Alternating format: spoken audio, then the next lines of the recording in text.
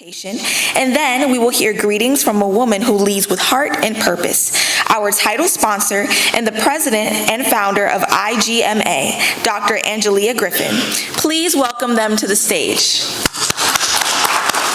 Young people, take your phones out, record him. You want to document this moment. This is a moment that you do not want to miss.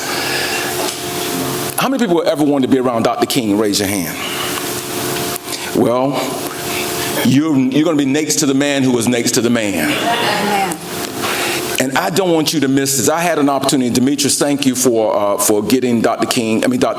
Ambassador Andrew Young here. And I had an opportunity to talk to Demetrius, and he said, well, look, you and Ambassador need to spend some time together. And I felt selfish in it just being me.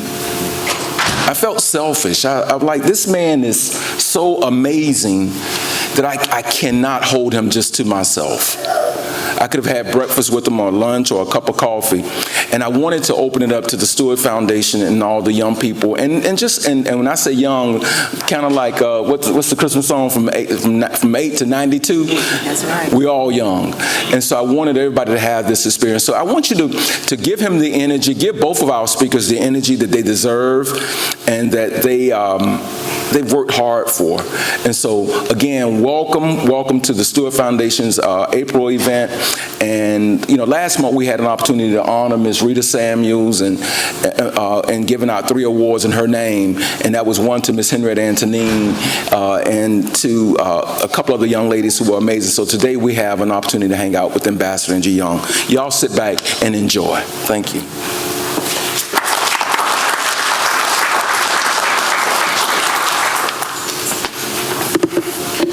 Would everyone please bow your heads and close your eyes? God, we give you praise and honor as we begin this program. We pray that you will bless everyone on this day.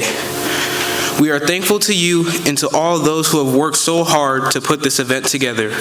We are grateful for everyone in attendance and that everyone arrived safely. And we are thanking you in advance for a successful program. We pray these things in the name of Jesus. Amen. Amen.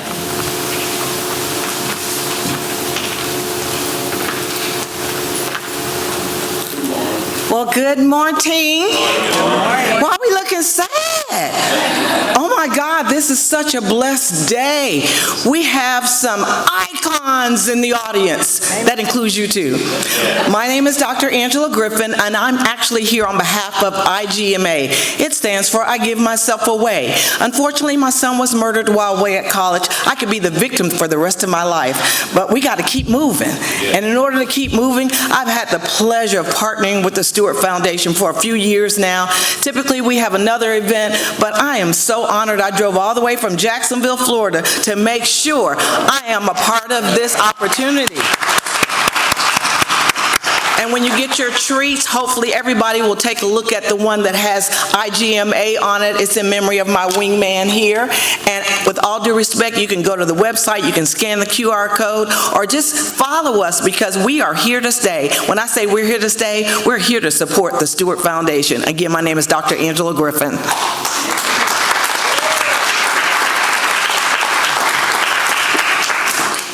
Thank you, Dr. Griffin, for your incredible support and for being such a vital part of this mission. We now move into a very sacred part of our program. To understand where we are going, we must first understand where we have been. To introduce our first giant of the morning, please welcome Chloe Deadweiler.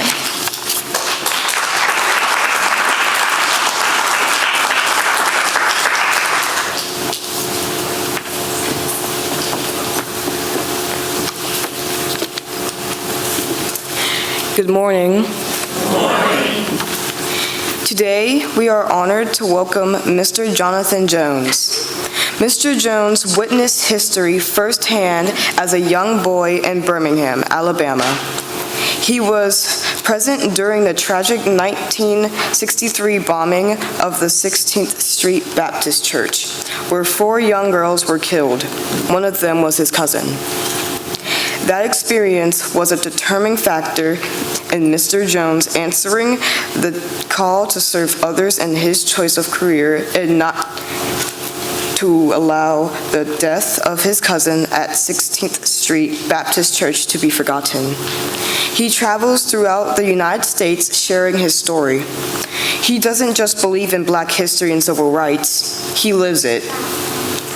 Knowing that education was critical, especially for a young Black man in the still segregated South, as Jim Crow was very real to be effective in serving others, Mr. Jones left Birmingham in 1966 to attend Fisk University, graduating in 1977 with a Bachelor's of Arts degree in political science.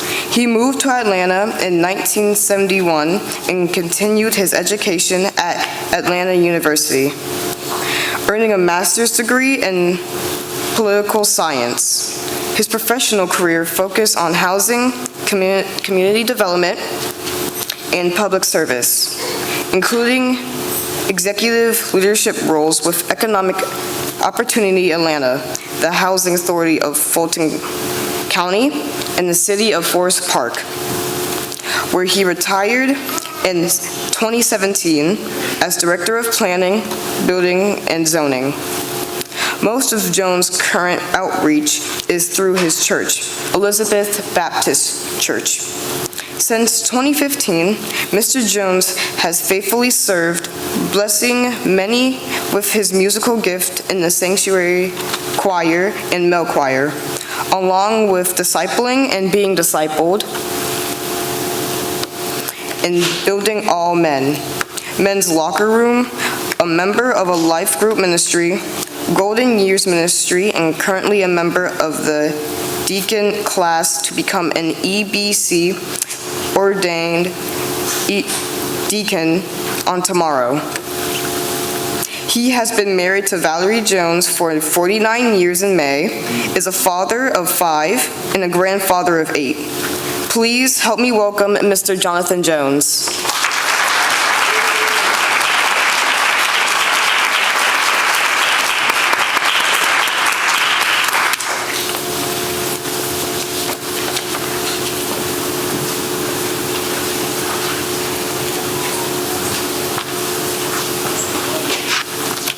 Good morning. As stated, my name is Jonathan Jones, and let me say that there is no one who could be more honored and privileged than to even share the program with Ambassador Andrew Young. Being born in the 50s, he is someone who I have followed all of my life, and he has truly been an inspiration. And I'm just glad to even be here with him. So, again, it is my pleasure. I was born in September 1950 in Birmingham, Alabama. At that time, Birmingham was probably one of the most segregated cities in the country. There were no Black police officers, no Black firefighters, no store clerks, bus drivers, bank tellers. Really, there were really not many Black people in positions at all. But growing up, segregation didn't mean a lot because I lived in an all-Black neighborhood, went to an all-Black school, attended an all-Black college, all-Black church. That was all I knew. I imagine our families did a good job in shielding us from discrimination because we rarely encountered white folk. I do recall going downtown to the movies. We would have to go around to the back and go up some stairs that led to the balcony, and that was the only place we could sit. As a child, I lived within walking distance from the home of Birmingham civil rights attorney and activist Arthur D. Shores, at the bottom of what became known as Dynamite Hill, for the numerous attempts of bombing Shores and other activist houses that lived in the area, as well as to stop Black families from having houses along Center Street, the unofficial dividing line between Black and white neighborhoods in the city. In fact, not only was it called Dynamite Hill, but the city was often called Bombingham for the numerous bombing attempts. Between 1948 and 1963, there had been nearly 50 unsolved bombings related to possibly Ku Klux Klan. In fact, by 1963, there had been 20 substantiated bombings over the past 8 years, with none having been solved. By September of 1963, there had been a bombing at least once for each of the past 4 weeks. I also lived just down the hill from activist Angela Davis. Her mother was my first grade teacher. One of her brothers, Reginald Davis, was a very good friend. I would often walk up the hill to his house to visit and play. The early 60s, of course, was a very tumultuous time in Birmingham as well as across the country. The March on Washington on August 28, 1963 had ended with Dr. King's famous "I Have a Dream" speech. In the spring of 1963, before Easter, protests which had begun in 1962 to desegregate public facilities intensified with a call to boycott downtown stores. Attorney Shores, Fred Shuttlesworth, and some other local leaders called on Dr. King to assist. During the campaign, Dr. King was arrested. This led to his famous letter from a Birmingham jail. This also led to the Children's Crusade, in which students were asked to get involved in the demonstration because many adults feared participating due to possible loss of jobs if arrested. I do recall some of the kids getting involved, including one of my good friends, Freeman Robusky, who recently retired from serving as president of the University of Maryland, Baltimore County. I did desire to get involved, but I was not allowed to because my father was a Birmingham public school teacher, and he was threatened. Not only was he threatened with losing his job if he participated, but if it became known that his children or other family members participated, he would also lose his job. I was a member at the time of 16th Street Baptist Church. 16th Street was the first Baptist church, or the first black church, in fact, to organize in Birmingham, dating back to 1873. Throughout its history, it had served as a pillar for Birmingham's black community, with many prominent black residents and members, and noted dignitaries often speaking at the church. During the Birmingham movement, the church became the center of activity, with Dr. King and others speaking and leading rallies, and many of the protests originating from the church. So it was no coincidence that it might be singled out for some racist violence. Some civil rights activists blamed then Governor George Wallace as an outspoken segregationist for creating the climate that led to the killings. 1 week before the bombing, Wallace had stated that he felt that there should be no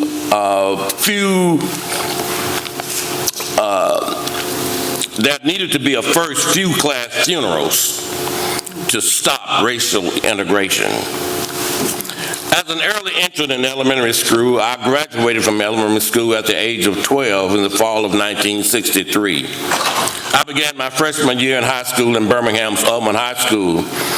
September 15, 1963 began like any other Sunday with preparation for Sunday school and church.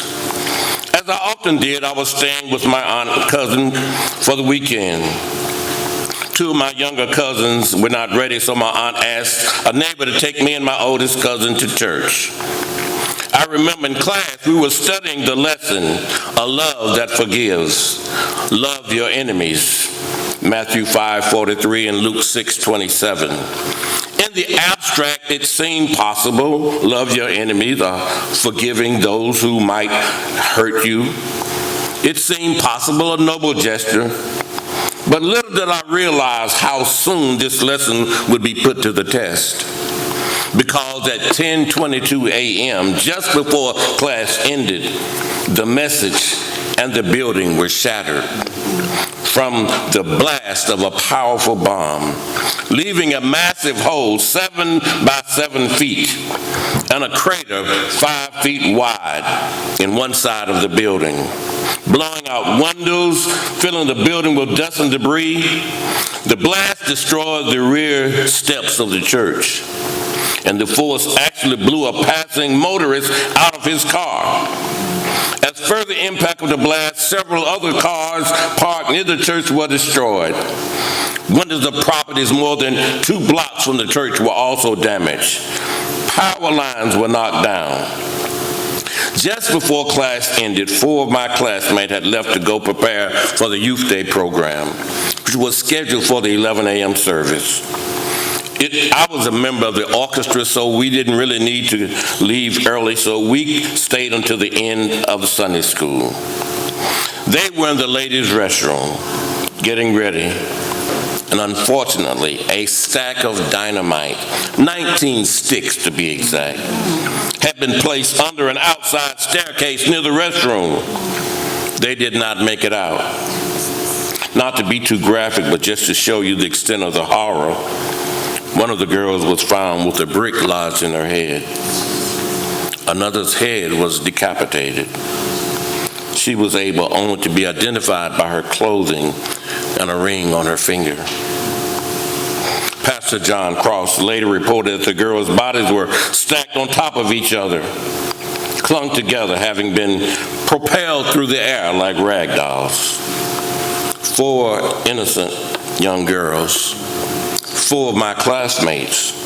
One, Denise McNair, age 11, was my cousin. One, Cynthia Wesley, age 14, was a high school freshman and my classmate. We sat beside each other 5 days a week. The other 2, both age 14, Carol Robinson and Addie Mae Collins, they were both 14. There are also an additional 14 or so people that were injured, myself included. Sarah Collins, Addie's 12-year-old sister, was also in the restroom. She had 21 pieces of glass embedded in her face and was blinded in one eye.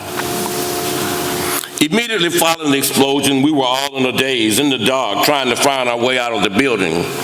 My cousin, who I'd come to church with, and I, for some reason, started walking home because no one in our family was yet at church. We'd only made it a few blocks when my aunt and my father both found us. My aunt took my cousin home. Because I had some glass debris in my head and was still bleeding, my dad took me to the emergency room to get treated. The next day, it was business as usual. I don't recall any follow-up conversation about the bombing, but I think that was meant as another way of protecting us from the trauma associated with the event. Though this was a domestic terrorist act with children killed, unlike the mass shootings and domestic terrorist attacks of today, we had no counseling for PTSD. I recall little being said or done related to the survivors. I am thankful to Bishop James Lowe of the Guiding Light Church in Birmingham for bringing a group of survivors together on the 50th anniversary in 2013 to honor the survivors and offer a period of reflection. At that point, it was acknowledged that none of us had really had much professional counseling. I had actually only gotten counseling myself 40 years after the event. Yet even to this day, whenever the bombing is mentioned, or even when I hear of other domestic terrorist attacks, it does cause some pain. Not only that, I do understand the pain of the parents of the 4 girls, not from such a traumatic event, but 21 years ago, I lost my daughter due to complications related to the disease lupus. So even though it was not the same pain, I do know the pain of a parent losing a child, and I can assure you there is no pain like it. After the bombing, initially investigators theorized that the bomb had been thrown from a passing car. But by September 20th, the FBI was able to confirm the explosion had been caused by a device planted beneath the steps of the church. Near the restroom, a section of wire and remnants of red plastic were discovered there, which could have been part of a timing device. Within days, bombing investigators began to focus their attention on a KKK splinter group known as the Cahaba Boys. The group had been formed earlier in 1963 and had previously been linked to several of the previous bomb attacks earlier on black-owned businesses and homes. Though the group only had about 30 members, among them were Thomas Blanton Jr., Herman Cash, Robert Chambliss, and Bobby Cherry. Chambliss was questioned by the FBI on September 26. On September 29, he was indicted on charges of illegally purchasing and transporting dynamite. He and two acquaintances, John Hall and Charles Cagle, who were convicted in state court, but they each only received a $100 fine and were suspended a 180-day jail sentence. At that time, no federal charges were filed against Chambliss or any of his fellow conspirators. In fact, in 1968, the FBI formally closed their investigation into the bombing. Chambliss, when arrested, was found with 122 sticks of dynamite. It was not until November of 1977, 14 years later, that Chambliss, by then age 73, was tried by the new State Attorney General Bill Baxley and found guilty and sentenced to life in prison, where he died in 1985. I had the privilege of being selected as one of the witnesses at the trial. I was also interviewed at the time by the Public Broadcasting Corporation. In 1994, one of the bombers, Herman Frank Cash, died without being charged. In May 2001, Thomas Blanton was found guilty of murder and sentenced to 4 life terms. In 2016, he requested but was denied parole. He died in prison June 6, 2020, at age 82. In May 2002, Bobby Frank Cherry was found guilty of murder and sentenced to 4 life terms. He died in prison 2004. The bombing definitely had a lifelong impact on me. As a childhood, my childhood faith was put to test as a result of the incident. A love that forgives, love your enemies. I knew that the perpetrators and anyone similar had to be my enemy and that I should love and should forgive them. But it was definitely much easier said than done. However, I do recall Dr. King stating that darkness cannot conquer darkness. Only light can do that. Hate cannot conquer hate. Only love can do that. So at that early age, I vowed to do whatever I could in any way that I could to prevent such incidents from occurring in the future. While in college at Fisk University in Nashville during the height of the Civil Rights Movement in the late 60s, I interacted with Angela Davis, Stokely Carmichael, John Lewis, and others who came to the school to help provide an awareness to the students. I also got involved in some grassroots organizing. During the unrest all over the country following Dr. King's death in 1968, I faced the barrel of rifles of the Tennessee National Guard as they came on campus. While attending graduate school at Atlanta University, I participated in several community campaigns with the late Reverend Hosea Williams, one of Dr. King's lieutenants during the movement. This Dr. King connection came full circle when in the late 1980s I had the privilege of working at the Martin Luther King Center for Social Change with Mrs. Coretta Scott King and Mrs. Christine King Ferris, Dr. King's sister. Future jobs have all been in service, either in the public sector or the nonprofit sector, trying to improve the lives of others. Now, semi-retired, it is ironic that it seems like the current political climate is so similar to that of over 50 years ago. Hatred of all types seems to have resurfaced. Domestic terrorism is on the rise. White nationalism is spreading. Racism is again becoming very overt. Blank while black is under attack. That is, black while driving, black while walking, black while in a park, in a dorm. Over the past decade, attacks motivated by right-wing political ideologies have committed dozens of shootings, bombings, and other acts of violence. far more than any other category of domestic extremists, according to the Washington Post. While the data shows a decades-long drop-off of violence from what might be considered left-wing groups, violence by white supremacists and other far-right attacks have been on the rise since President Obama's presidency and surged even greater during President Trump's first term. However, within days from the end of Trump's first term, we witnessed the culmination of the evidence of the Trump racist extremist influence. As you may recall, rioters edged on by the president himself broke into the U.S. Capitol building, overwhelmed the police, trashed officers, and brandished insurrectionist symbols, including Confederate flag. At midday, Trump went into the ellipse and spoke at a rally of MAGA supporters whom he had called on to overturn the outcome of the free and fair election. From the podium, he said that the vote against him was a criminal enterprise, and he told the crowd, if you don't fight like hell, you're not going to have a country anymore. He raged on like a wounded beast for about an hour, thanking his supporters for their extraordinary love and urging them to march to the Capitol. I'll be there with you, he said. The insurrection lasted 4 hours. As a result, 5 were killed. Since that time, over 1,500 were jailed, only to be released within the first 48 hours of Trump's second term. Back then, in the 1960s, the 4 girls' deaths seemed to galvanize and awaken the conscience of the country.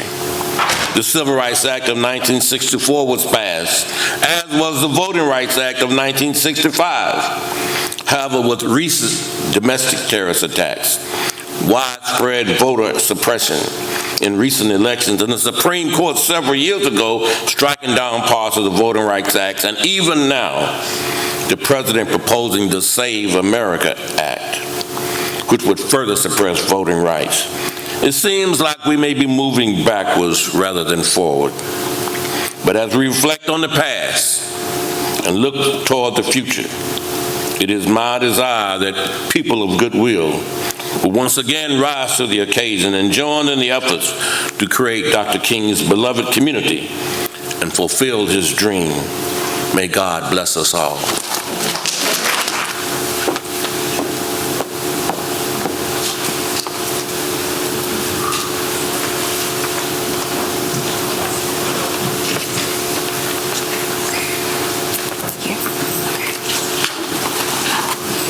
Good morning. Today, we are honored to welcome Ambassador Andrew J. Young, who has earned worldwide recognition as a pioneer and champion of civil and human rights. Ambassador Young's lifelong dedication to service is illustrated by his extensive leadership experience spanning over 65 years, including serving as a member of Congress, an African-American U.S. ambassador to the United Nations, a mayor of Atlanta, and an ordained minister, among other positions. During the 1960s, Young was a key strategist and negotiator during civil rights campaigns that led to the passage of the Civil Rights Act in 1964 and the Voting Rights Act of 1965. Appointed as an ambassador to the United Nations in 1977, Young negotiated an end to white minority rule in Namibia and Zimbabwe and brought President Carter's emphasis on human rights into international diplomacy. As two-term mayor of Atlanta, Young brought in over 1,100 businesses, over $70 billion in foreign direct investments, and generated over 1 million jobs. Ambassador Young has received honorary degrees from more than 100 universities and colleges in the U.S. and abroad, and has received various awards, including an Emmy Lifetime Achievement Award in 2011 and the Down Sweat Award in 2017. His portrait also became part of the Smithsonian National Portrait Gallery's permanent collection. Ambassador Young also serves on a number of boards, including, but not limited to, the Martin Luther King Center for Nonviolent Social Change, Morehouse College, the Andrew Young School of Policy Studies at Georgia State, and America's Mart. In 2003, he and his wife, Carolyn McLean Young, founded the Andrew J. Young Foundation to support and promote education, health, leadership, and human rights in the U.S., Africa, and the Caribbean. Young currently serves as the chairman of the Andrew J. Young Foundation. In 2012, Young retired from Good Works International, LLC, after well over a decade of facilitating sustainable economic development in the business sectors of the Caribbean and Africa. Young was born in 1932 in New Orleans, and he currently lives in Atlanta with his wife, Carolyn McLean. He is also a father of 3 daughters and 1 son, a grandfather of 9, and a great-grandfather of 2. Please help me welcome Ambassador Young.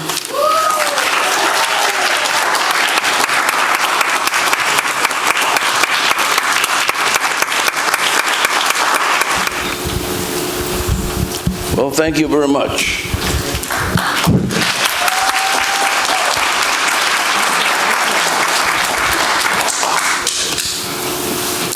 Good morning, everyone. Good morning, Ambassador Young, Mr. Jones, and you honored guests. At the Stewart Foundation, we believe that leadership is a baton passed on to one generation to the next. Ambassador, we haven't just read about your life, we have studied your words. Today, we want to show you that your savings account of influence is being invested in us. These are the truths we are carrying into our future. Ambassador Young, in your memoir, An Easy Burden, you reflected on the disciplines of the movement when you said, influence is like a savings account. The less you use it, the more you've got. To us, this means our reputation is our capital. We won't spend our influence on small distractions, but save it for the moments that require real change.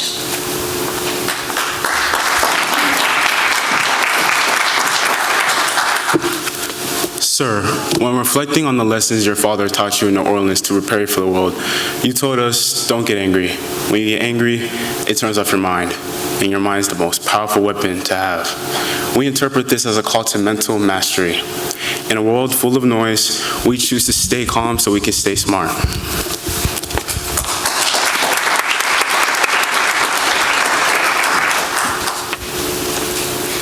In your teachings on the philosophy of nonviolence that guided you through the SCLC and beyond, you stated, one of the principles of nonviolence is that you leave your opponents whole and better off than you found them. This teaches us that true victory isn't about defeating your opponents. It's about transforming a community so that everyone wins.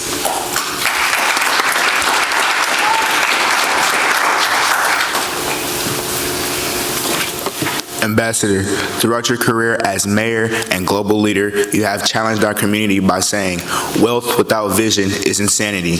To our generation, this means success isn't just a bank account, it's a blueprint. We are looking for ways to build legacies, not just careers.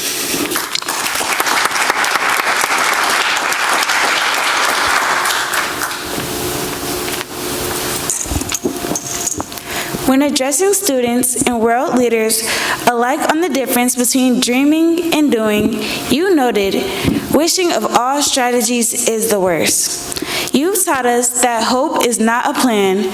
We promise to be a generation of execution, turning our goals into reality through hard work. As the first African American to serve as the U.S. Ambassador to the United Nations, you challenged our nation by saying, we are a part of a world community and we cannot live in isolation. This means our leadership shouldn't stop at our neighborhood.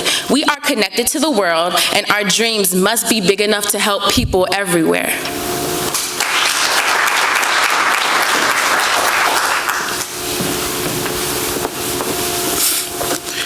In your discussions on how to overcome obstacles and the importance of a quality education, you once noted, the only thing that's going to save us is our minds. This teaches us that our education is our armor.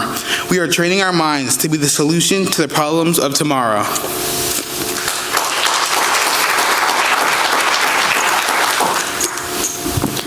Reflecting on the dangerous days of the movement and the courage it took to march for justice, you famously stated, "Death is an easy burden, it's living that's hard." We interpret this as a call to bravery. It's easy to stay quiet, but it's a noble heart to live every day with purpose.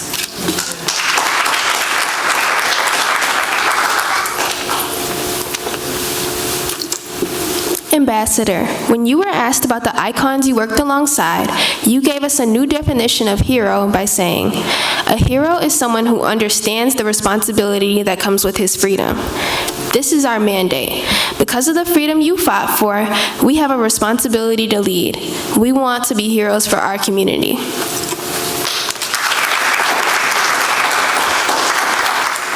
All together, Ambassador Young, you once said that to whom much has been given, of them much will be required.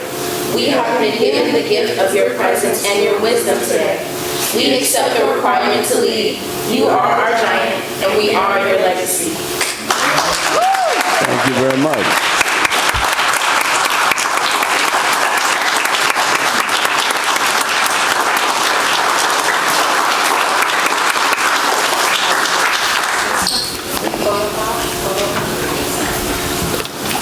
Hank, can we turn on the lights? I'd like to see, it's a nice, intelligent-looking audience.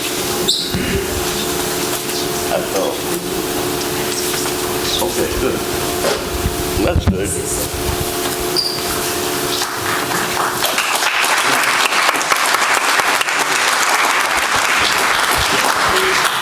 What a powerful sight. These are the minds and voices that will carry the torch. We will now transition into our Q&A forum with Ambassador Andrew Young. This is your opportunity to learn directly from a global icon. Following the Q&A, we will have our legacy gift presentation, followed by closing remarks from our magnificent co-founders, Ms. Gwen Mason and Mr. Hank Stewart. We will then conclude our morning with a benediction from Josiah Davis. Ambassador Young, we are ready to learn from you.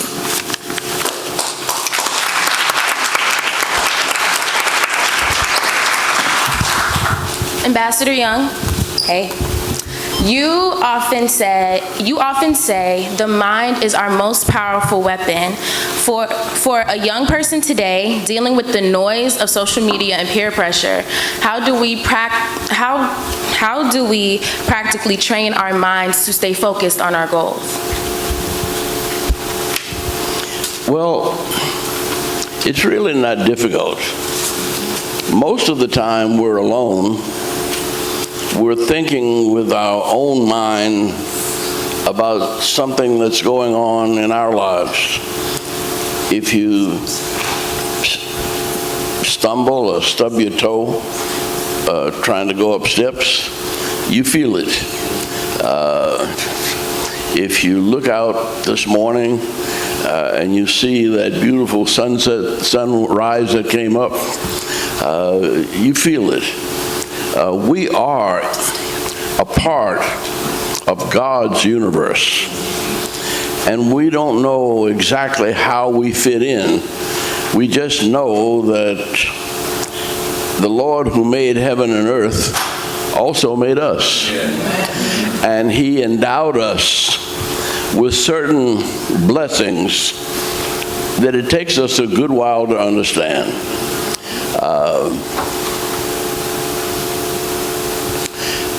I lived in a neighborhood in New Orleans.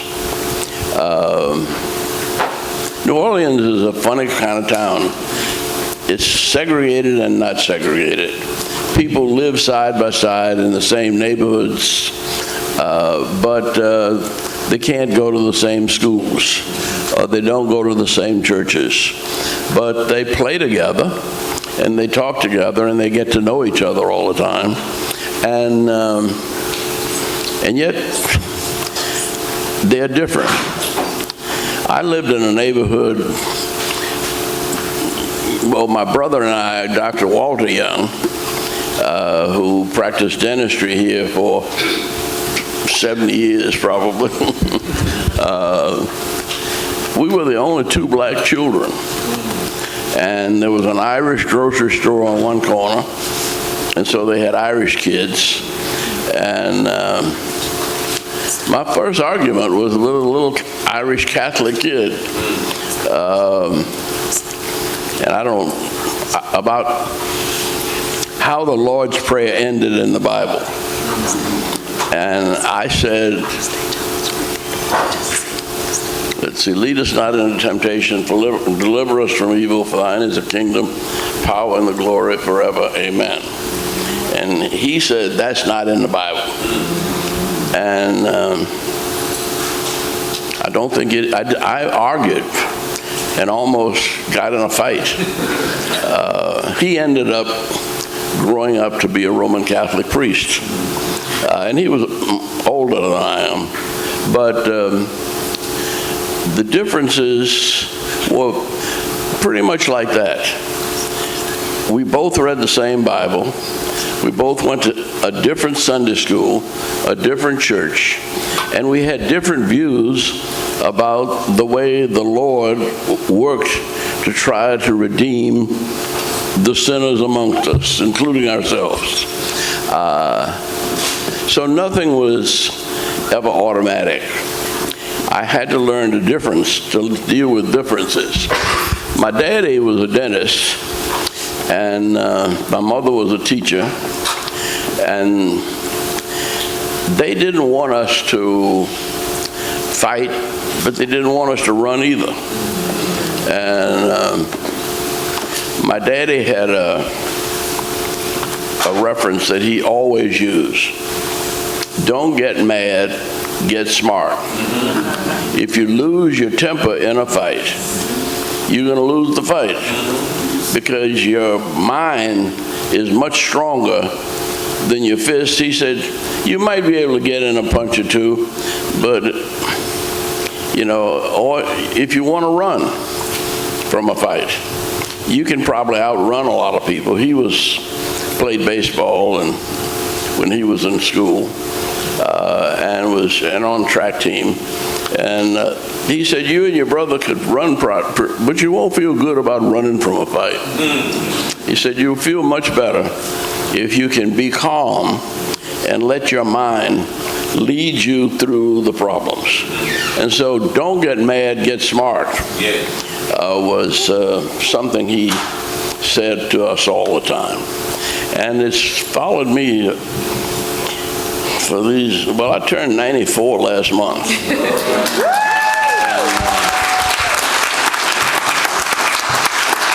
And you know, I don't believe I've been in but 2 or 3 fights in my life, and I should have avoided those.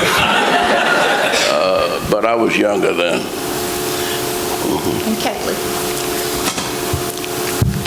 You worked alongside Dr. King at a very young age. What was the biggest lesson you learned about being a leader before you felt ready to be one? Now, when you get my age, you also can't hear as good. So you have to say that again slowly for me. Okay. But don't, just tell me what you said, what you want me to talk about. I was asking, you worked alongside Dr. King, and I was wondering what you learned from working alongside him. Did you get that, Hank? She said, what did you learn from working with Dr. King? What did you learn from working with Dr. King? Almost everything I know. You know, Dr. King grew up really about 6 blocks from here. And he learned a lot. You know, and when he was born in about 1929, this was a very busy area. Almost all of the black business was down Auburn Avenue.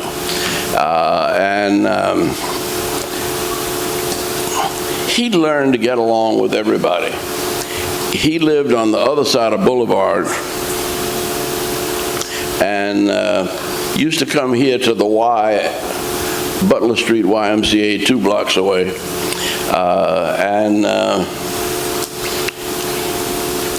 He had to pass by all kinds of people. At the insurance company, Atlanta Life, there were some of the most educated black people in the world. In school halls and barbershops, you got another kind of folk. In the nightclubs, there was the nightclub down here was the Royal Peacock. And it was the beginning of what they called the chitlin circuit. That any blues singer, any rock and roller who was going to make a career usually started right here on Auburn Avenue. And he might have played for a week here, and then he'd go to Birmingham, and then he'd go to Jackson, Mississippi, and then he'd make the way all the way across the country. So this was sort of the center of black culture. And he learned a lot because he learned to know the people of Auburn Avenue. And when he got discouraged, he used to say, "You all remind me of an old man who drank too much on Auburn Avenue," and he'd be sitting down on the corner, and he used to mumble and say, "I've been down so long, getting up don't cross my mind." And he said, but others would say, "I've been down, but down don't bother me, because I know how to get up. I know how to make things happen." And he learned about life from the people of Auburn Avenue and the people of Ebenezer Baptist Church. And his mother and his grandfather and his father were preachers.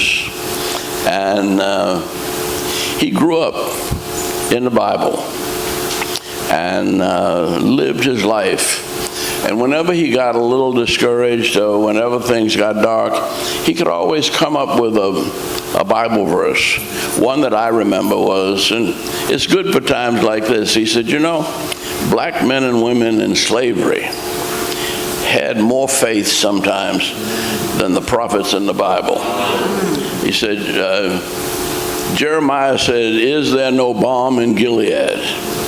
Is there no physician there to heal the sin-sick soul?"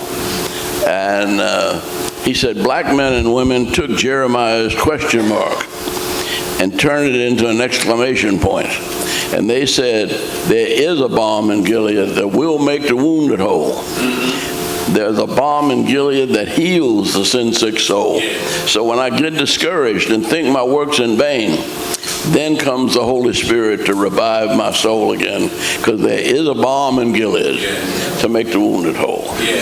And so that's the kind of life he lived, and you can just pick up almost any of his sermons and start reading through, and you read something he learned from Auburn Avenue, and learn something he learned from the learned, well-educated people at Morehouse and Atlanta University, the business people here on Auburn Avenue. This place was really, well, the NAACP was formed because a barber, Alonzo Herndon, had a barber shop right up the street a little bit, and he made a lot of money because it was a fancy place, and he didn't cater to black folk.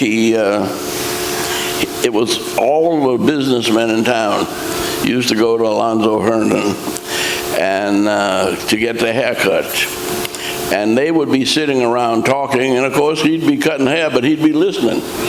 And so he knew all that was going on, and he'd pass it on to people like his son, or like Martin Luther King, or like Daddy King, or every one of these churches had a big, promising, prominent preacher who lived and worked the gospel throughout the world. And this was his school before he got to Morehouse. And Morehouse probably had more educated black men in one place, the AU Center. And that's one of the reasons why this is such a great city. There was a poll last year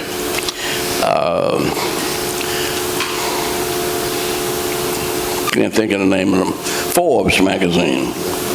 And it said that Atlanta had more college graduates than any city in the world. 60% of the people in Atlanta have been to college.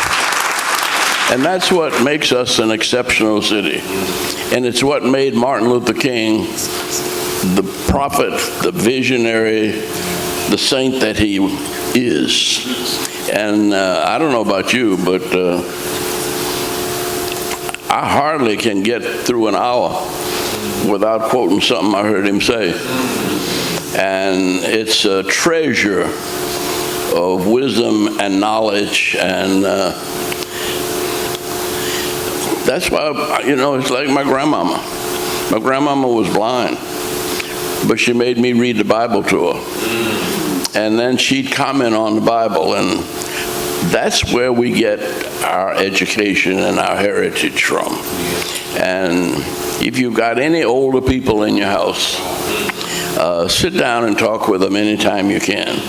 It's beautiful today, but there are going to be some rainy days. And don't, you know, turn on your radio or talk on your phone and ignore your elders. Listen to what us old folks have to say, because we've been there and done that, and we paid a price that you don't need to pay. And we can move on to the next chapter. Good morning, Ambassador.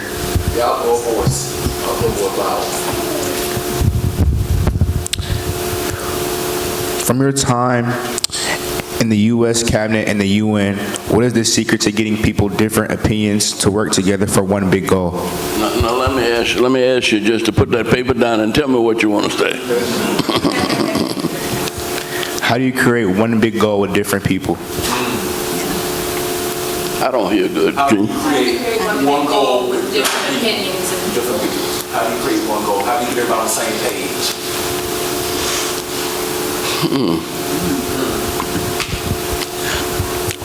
There's so much that we have in common. You know, well, I knew my daddy never smoked a cigarette. He never, you know, because he said he was little. He was just 5 feet 4 or 5 inches tall, and he wanted to play baseball. So he said, I got to outrun everybody. I can't beat everybody. I can't hit everybody, but I can get to first faster than anybody on a team. And I couldn't do that if I was smoking. And I couldn't do that if I was drinking. Now, he did maybe a good thing, but he had alcohol in the house, and if any of his friends ever came by and wanted a drink, he'd ask me if I wanted a taste. And he'd almost insist that he'd put a little in a teaspoon and put a little, and it doesn't taste good. And so I never drank. Well, till I turned, well, when I went to the UN, everywhere I went, they toasted. And in Russia, I couldn't take the vodka.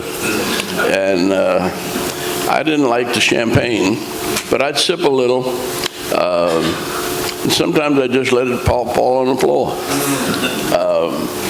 Because I couldn't be in negotiations with people who were my enemies trying to mess with me and have my intelligence clouded.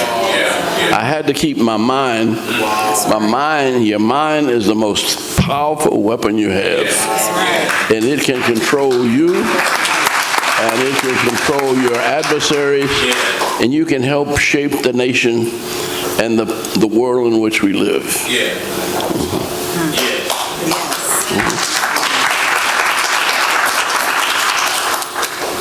Ambassador, what was your specific thought or a prayer that kept you from never giving up? What was your prayer that kept you from never giving up? What was your specific thought that you never give up?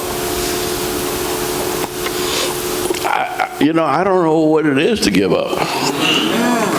You don't,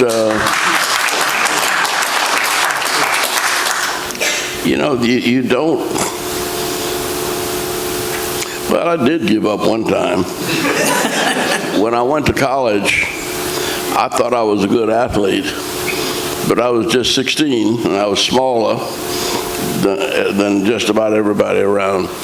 And I let a coach talk me into trying out for the wrestling team. And I was 125 pounds. And he said, all you have to do is win one match and you get a letter. So I said, okay. Well, with the guys on the wrestling team, whom I knew, I was fast and I was quick, but I wasn't nearly strong as they were. But he took me down to Virginia Union University, and I look across the ring from me, and there's a guy about this tall and about this wide, and he was the Pacific Marine Corps champion at 125 pounds, and here I was, a little pretzel.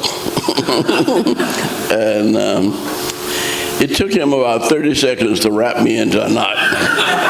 And I said, this ain't for me. So I ended up on the track team and the swimming team, which were not so demanding of size, but still help you keep your mind and your body and your heart going and living good.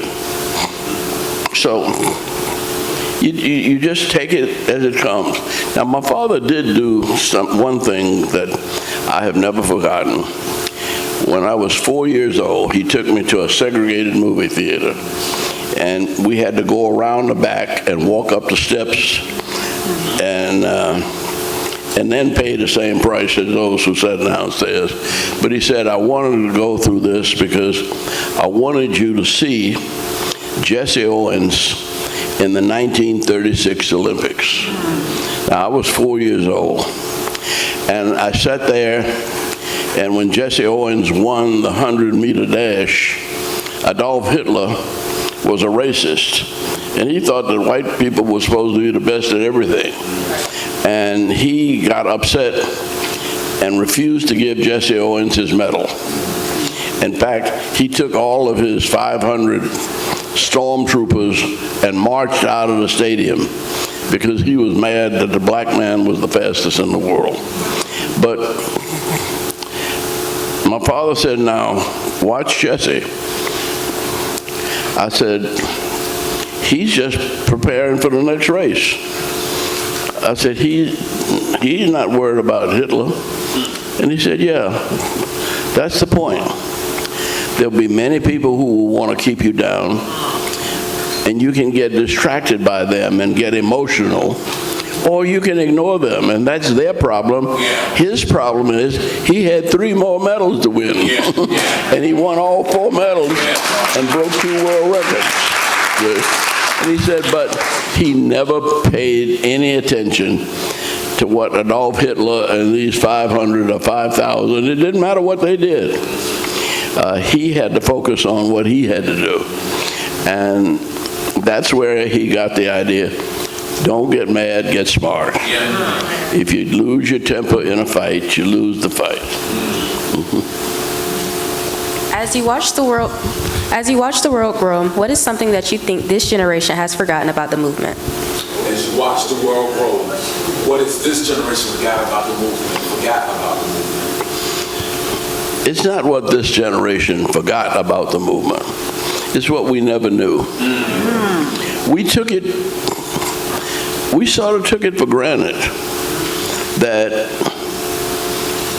we could march across the Selma to Montgomery Bridge and somebody would pay attention and they'd go to Congress and they'd pass a bill and we'd have desegregation and we'd have the right to vote.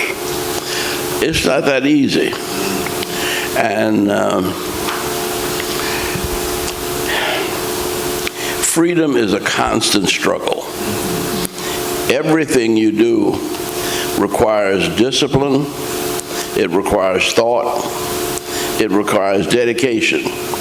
And one of the best people I know for defining the world in which we live is the chairman of this foundation, Hank Stewart. Hank writes some of the most powerful and beautiful poetry. It's almost biblical. And so check him out and listen to him and record and remember. Like I can almost remember things that Martin Luther King said, and he's been gone.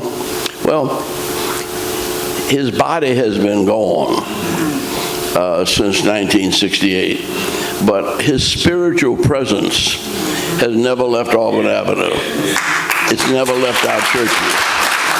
It's never left this institution. In fact, the existence of this institution, this library probably wouldn't be here if it hadn't been for Martin Luther King.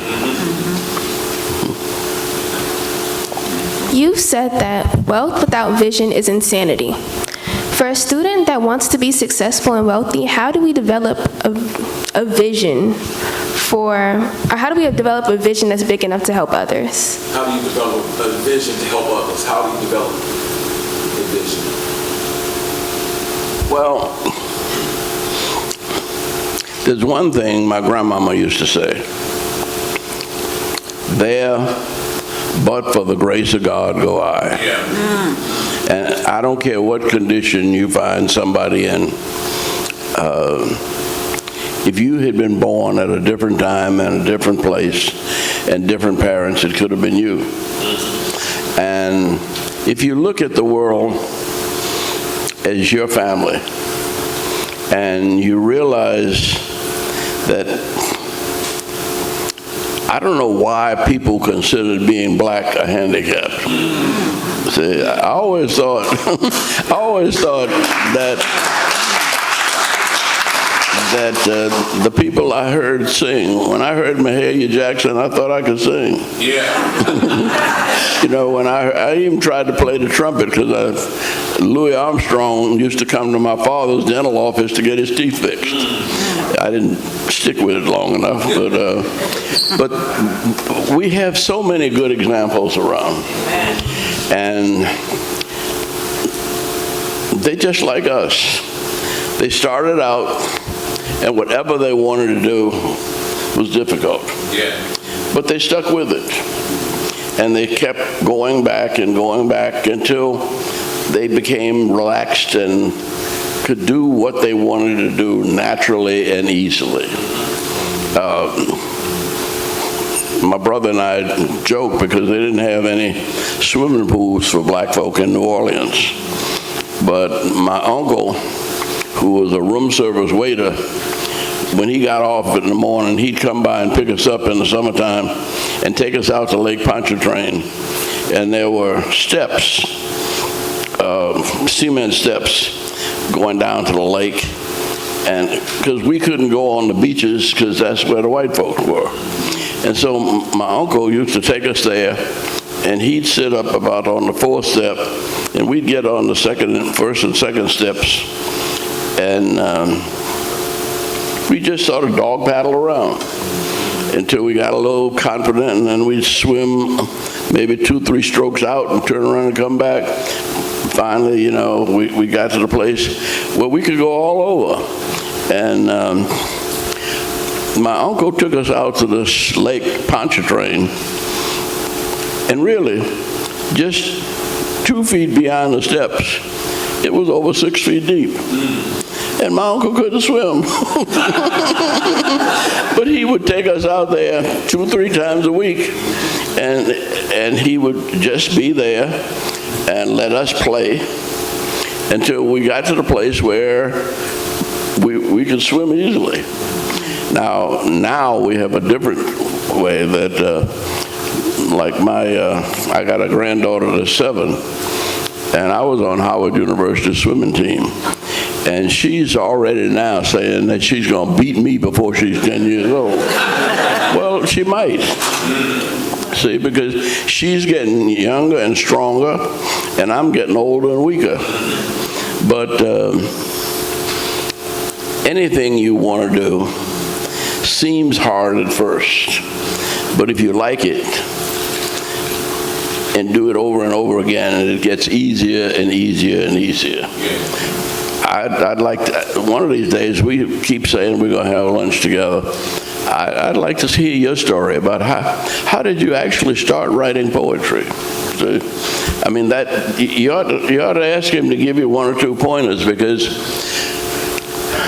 there's nothing more powerful than your own soul talking to you, because God speaks through a voice within, and that voice within inspires him to write poetry. It used to inspire me to write sermons, but the world is getting so troubled now, I have to go directly to depending on the Spirit.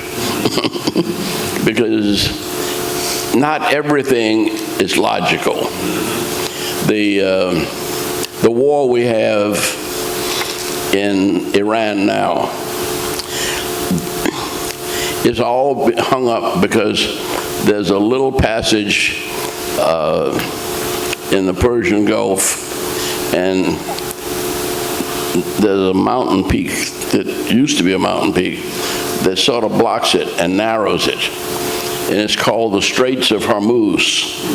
And all of the oil that we get mostly comes through that we don't get here or in Venezuela and Nigeria.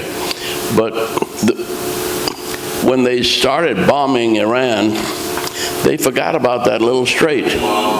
And Iran didn't have as many bombs as we had, but when they closed that strait, the gas tank, I mean, gas is now up to, well, it's too high.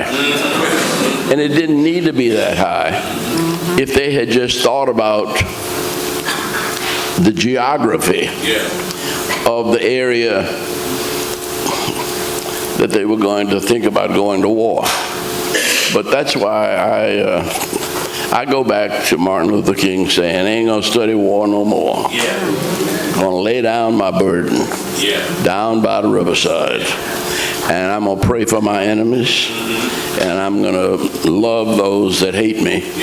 And I'm gonna understand them, because the power of love is greater than the power of hate.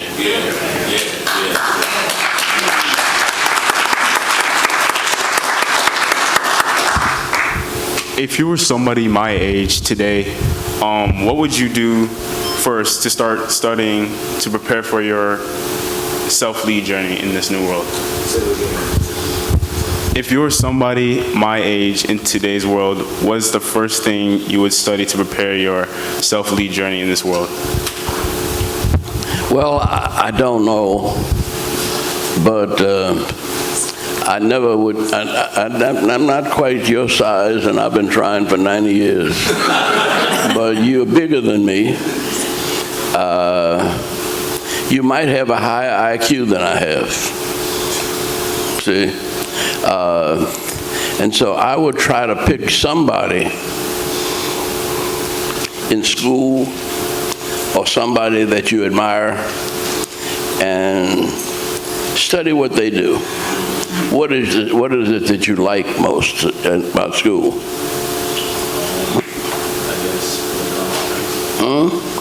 Being around your friends, okay? That's what you're going to do with your friends. You're going to get in trouble with your friends, or you're going to help keep them out of trouble? And are you going to study with them, or you're going to play pool with them, or you're going to shoot dice with them?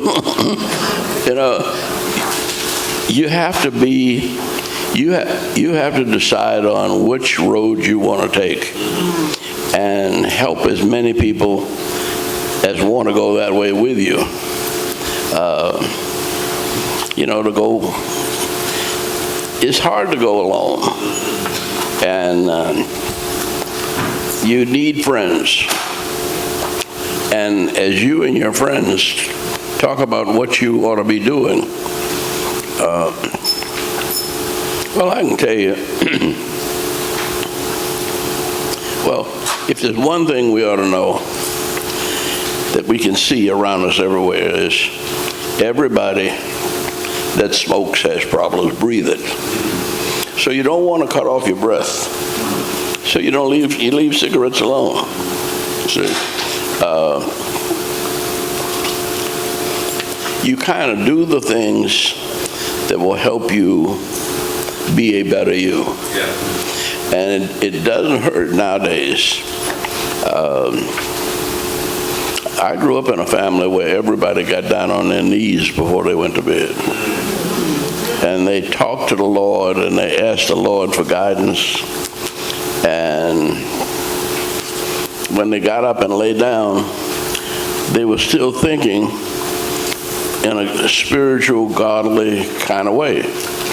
And so their dreams, pushed them in that direction. And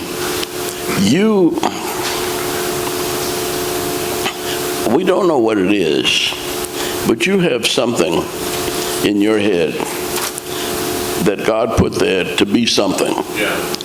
You have to see, what is it in my head that God put for me to be an expert in? Now, right now, with artificial intelligence and stuff like that, I'm sorry I didn't concentrate on mathematics more.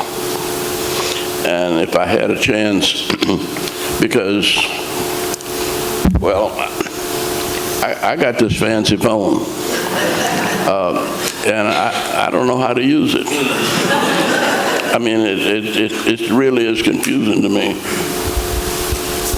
because, well, I had two of one daughter and one granddaughter that are engineers, and I used to ask them to set it up for me. And they did, and I said, now how do I do that? They say, you don't need to know, you'll always have somebody to help you. Well, that's not true, because I need to know myself. And these little things are so powerful, they're dangerous. That there is a way that you can push a button and say, I want to write a paper on going to the moon. And it'll start writing the phone. Now, that's not helping you enough. See? But you want to know as much about the world in which we live as you possibly can. And then you have the choices, because your choices not only determine what you do, it determines how much money you make, it determines how sick you are, see, and getting a good night's sleep, and getting up and falling down on your knees and thanking God for giving you a restful sleep and inspiring your mind while you were asleep.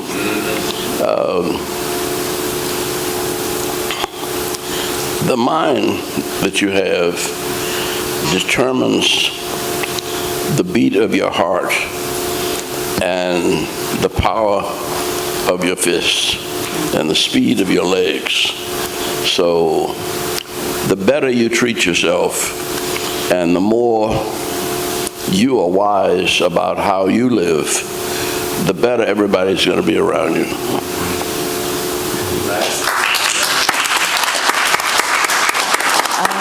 Good morning. My question is, what do you want to leave with us to make sure freedom continues to ring for us all? Okay. What do you want to leave with us to make sure that freedom continues to ring for us all? What do you want to leave with us, to leave with all of us, that freedom continues for all of us? What do you want to leave with us? I want to leave with you the idea that the same God that made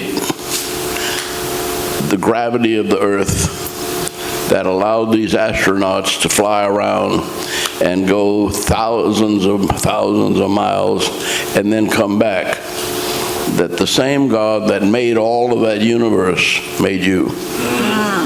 And that he gave you the power to lead the earth. and to share your blessings with the least of these, God's children, and make this earth, your neighborhood, more like God's kingdom. And that means where people get along instead of fussing and fighting. And it's so much easier to be nice than it is to be nasty. And you can get so nasty you don't like yourself. It's capable. But you can also be so nice. And don't be afraid to be nice. And don't be afraid to be polite. Don't be afraid to dream and to see what the future holds. Ralph Abernathy used to say, we always quote Dr. King, but one of Ralph Abernathy's quotes was that, I do it so seldom, that I don't know what the future holds, but I'm all right because I know who holds the future.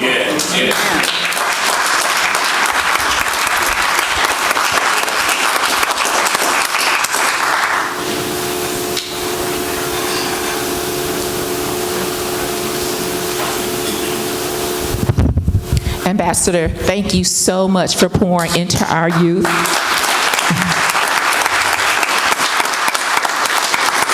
We know that you receive a lot of gifts, but we want to give you your flowers while you are living. So please take these home. I bet Carolyn would really appreciate them, right? So take those and let's get those home.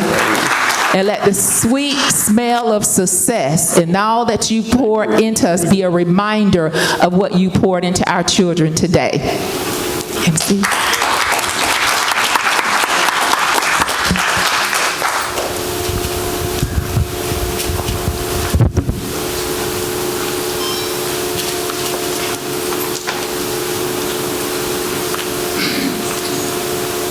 It's a beautiful bouquet.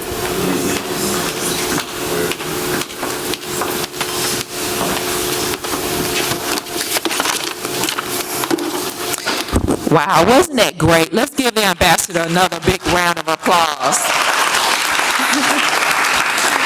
Wow, wasn't that phenomenal? I cannot do this. I need a mic. Oh my goodness, that was phenomenal. I kept leaning into it. So, Ambassador Young and Mr. Jones, today we've done more than listen to history. We've inhaled it. At the Stewart Foundation, our mission is to strengthen our children's whole mind, body, and soul. That is what we live. That is what we breathe. That is what we do. That is what we do when we wake up and we dream about it through the night, so that we can leave an incredible legacy, and that's what you all have done for us today. We close this education quarter with the powerful yous. Thank you for being that, and thank you for pouring into our youth. We recognize that a strengthened mind is only as good as the purpose it serves. So for our youth officers, for our youth members, we thank you for spending this morning with us, because time is something that you can't get back, and you've invested it into them, and it is well worth it. You've looked into the eyes, my dear cabinet and youth. You've looked into the eyes of a man who faced the 16th Street bombing and the weight of the global diplomacy, so that you could stand here in this library, sit in this library with your head held high. In this day and time, they are trying to take us back. Don't you let them. Yes. We won't go back. Stand on the shoulders of those who have come before us. Let them know that victory reigns true and triumph for all of us. It is enough to go around. I charge you today, do not let these truths stop with you. When you leave this room, carry the ambassador's savings account of influence into your classrooms. Carry Mr. Jones's resilience into your communities. Carry the discipline of nonviolence into a world that is often too loud and too angry. You're no longer just students of the Stewart Foundation. You are now the designated carriers of this legacy.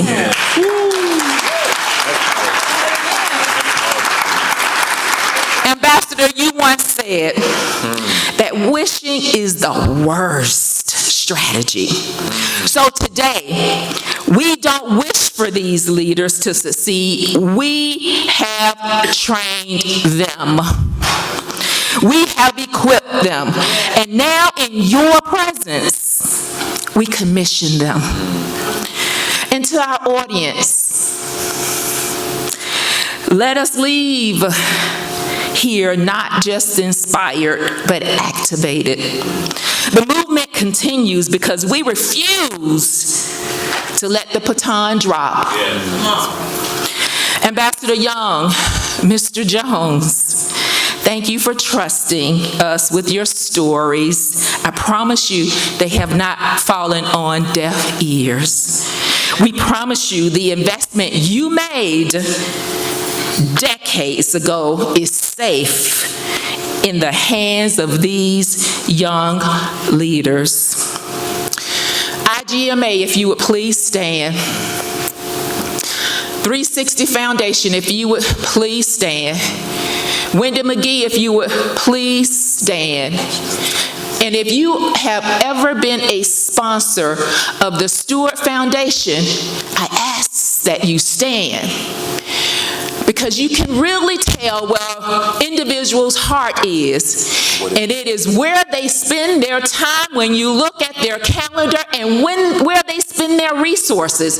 And you all continuously impart in us. So for 20 years, we've been able to do this work. And for that, we are so ever grateful. The work goes on. Stewart Foundation volunteers, board, please stand. Please stand. Please stand.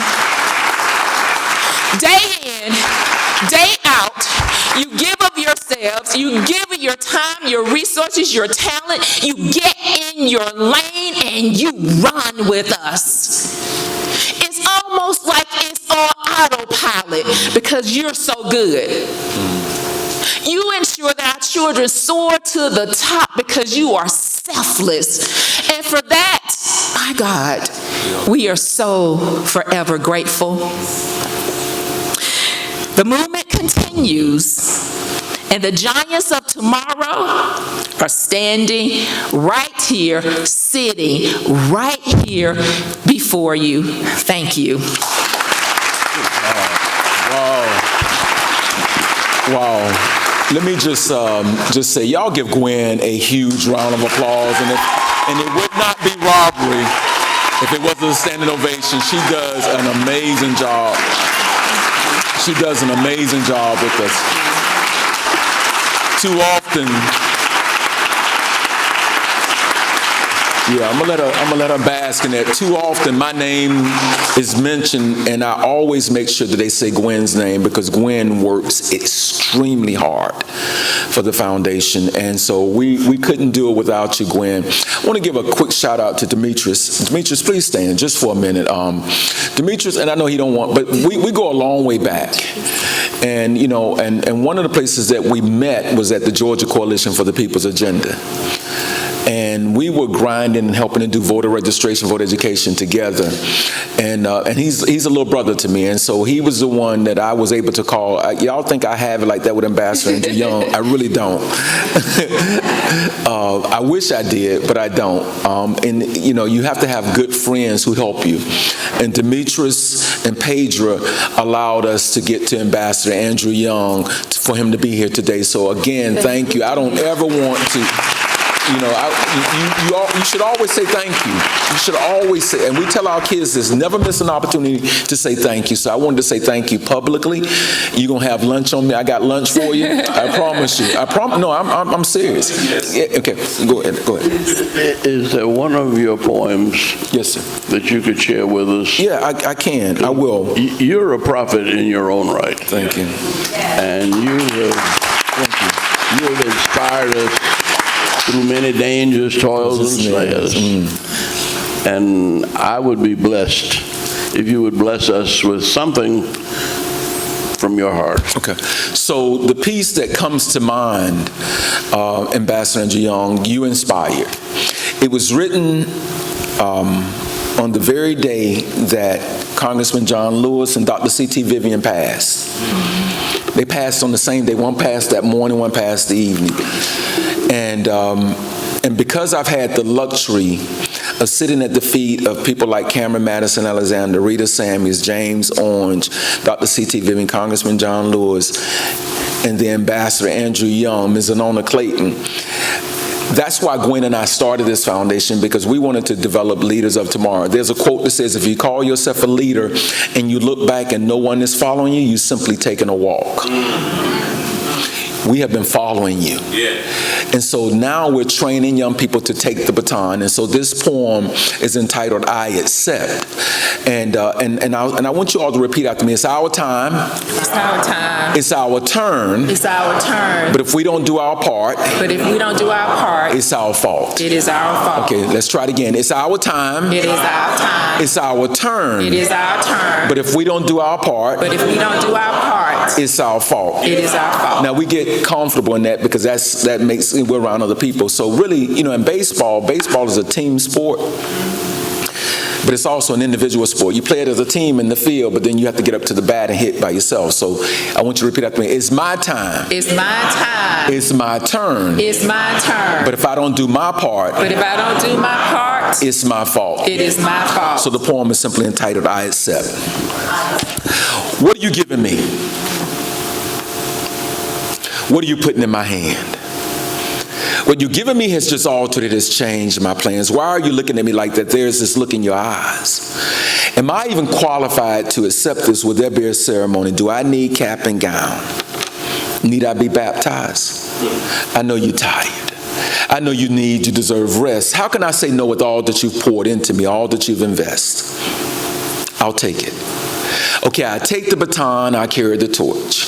You've earned the right to relax, the right to sit on the porch.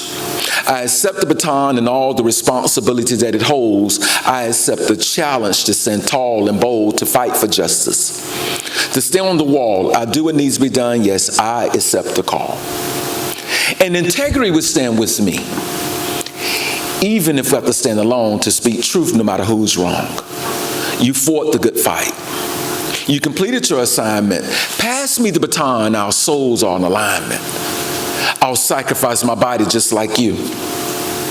I'll stand or kneel against racism, sexism, discrimination, regardless of the hue. I'll get up early and I'll stay up late, and when it's my time to be tested, just like you, I won't take the bait. I accept the baton because it's my turn. I accept all of our ancestors who were raped, beaten, those who were burned.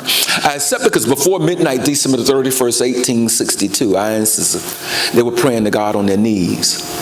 I accept all of our ancestors who were hung from those trees. I accept because dogs and water holes didn't turn you around. I accept because our ancestors spoke up and spoke out even when they didn't know the language. They didn't know a person, place, or a thing was a noun. I accept because at the bottom of that bridge you were beaten and left for dead, broken bones, tear gas, blood dripping down your head. I accept because you sat when you had tired feet. I accept because the only way we could walk into that hotel was through the back door, and it was only to wash dishes, cook on the bed, change the sheets. I accept because America was built on the land that our ancestors toiled. I stand because our ancestors' blood fertilized these soils. So if it rains, I stand. If it's hot, no fan, I stand with the weight on my shoulders. But the foundation that I stand on makes me bolder. I stand for those who didn't get a chance. I stand for those who died because a white woman said at me, he took a glance. I even stand for those who look like me but may have forgotten. Although our ancestors were side by side in the fields picking cotton. I stand for seniors. I stand for children. I fight for one, I advocate for millions. I stand for those ancestors whose dreams of freedom they would hold fast. I stand for so many of our ancestors who died for this country and the flag was never flown for them in half staff or half mast. I stand for those living under bridges and sleeping on makeshift pallets. I stand because our ancestors knew our voices in the census, was in our voices in the booth, was on the ballot. So yea, though I walk through the valleys and the shadows of death, it's about others now, no longer about self. Give me the baton I carry with pride. I won't let the torch burn out, the baton hit the ground, even if I'm tired. You trained me. Now I'm one of your lieutenants. I take the baton from my ancestors so one day I can pass it to our descendants. I accept, do you. So remember, it's our time, it's our turn. If we don't do our part, it's our fault. And so Ambassador Andrew Young, thank you for giving us something we can't give you back, and that is time.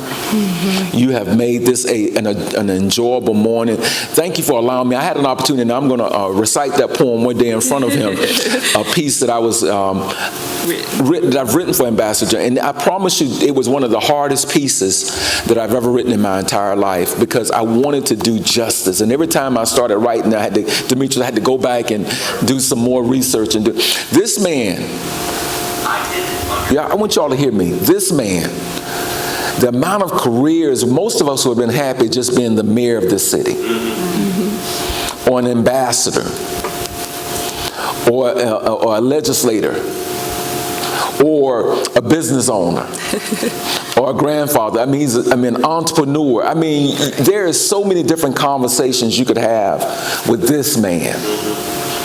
And so, thank you for, and please, we're going to send something to Pedro. Thank Pedro too, because this is a morning that our young people would never forget.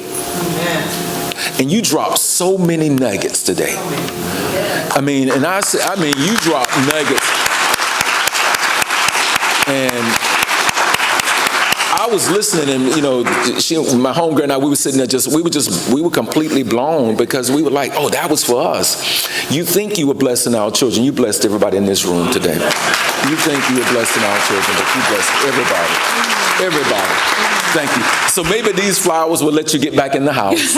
Coming out on a Saturday morning. Hopefully, when you take them, Miss Carolyn, will think, okay, yeah, you can come back in. Thank you very much. Before our benediction is rendered, I would like to ask all of our youth to please come to the front of this stage. Do not miss an opportunity to sit at the feet of a giant. All youth from the audience, come on up. All of our children, please come up. We want you to come and stand here with our officers. All of our youth, please come to the front. Welcome them, Nina. Welcome them, Nina. And the officers, if the officers would come up to the stage and everyone else can come down. Officers, if you all would. So I was and then the other one's staying right because there's more. Oh, now I got. Okay, so let them just be in the front of them. And everyone else, you all can get in the front. I was just saying because the officers are already sitting. Okay. All right. And while we do that, give it up for Miss Shelby Cruz as our mistress of ceremony today. She's done a remarkable job. But come on, and let's come in unison and have an opportunity to sit at the feet of our ambassadors, sit at the feet of our giants. There's an African proverb that says, when an elder dies, a library just burnt down. You all have come to the library on a Saturday morning and gotten poured into, and you have opened up the books, read those pages, and you're going to take this knowledge, this wisdom, this understanding, this power with you. So as we go before the throne of our Heavenly Father, let His power be enriched upon you. And Josiah, if you would please come and do the honors. Do I have all of my children up front? All right. There we go. Please bow your head and close your eyes. Thank you for allowing us to experience a successful program today. Thank you for the blessings that shine on us and through us. Now unto Him who is able to keep us from stumbling and present us faultless before the presence of his glory with exceeding joy. To God, our Savior, who alone is wise, be glory and majesty, dominion and power, both now and forever. Amen. Amen. Great job, Josiah. Flowers, I want you to take them out of the car. Thank you all so very much. We want to get a couple of photo ops with Ambassador. And then, Mr. Jones, if you would please come and join us on the stage as well.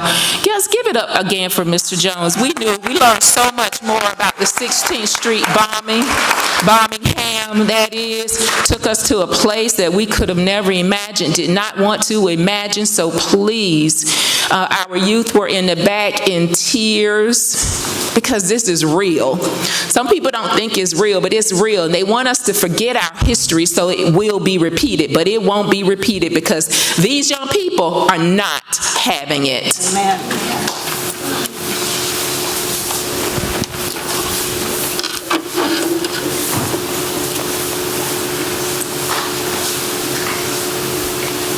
And come on up, IGMA, come on up.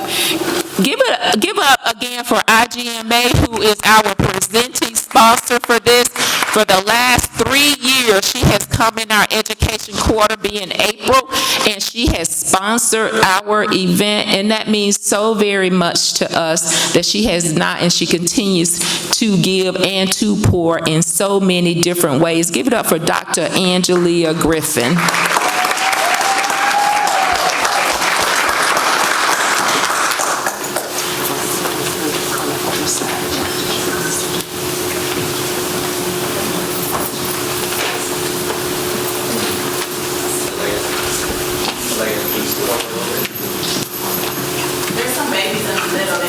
And then for our white linen, oh my goodness, this is such a testimony of how good God is. Our white linen title sponsors, 360 Foundation, Michael and Maureen Delco. Give it up for them. You guys come on up and take a photo. All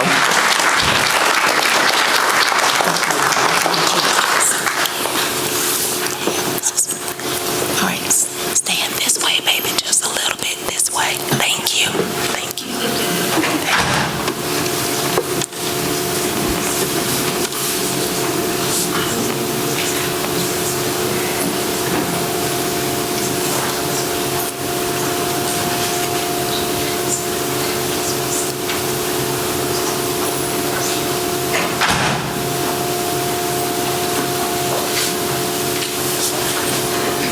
Excellent. Thank you all so much. And our hard-working Wendy McGee up in the tech booth making it happen. Thank you, Wendy. So glad you're with the family.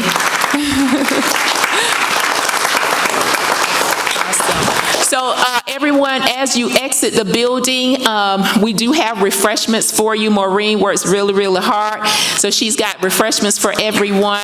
It's in a bag so you can take it with you and enjoy it as you travel home or once you get there. And then IGMA has some goodies for you as well. Once again, thank you all so much for joining the Stewart Foundation.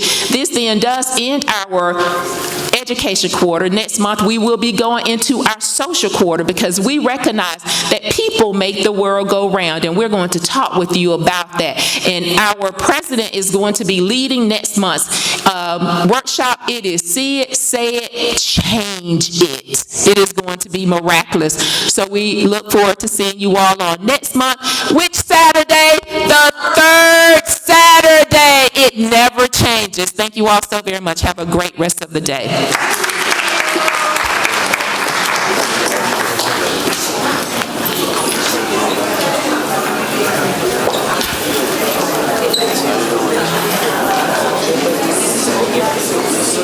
Tears of joy.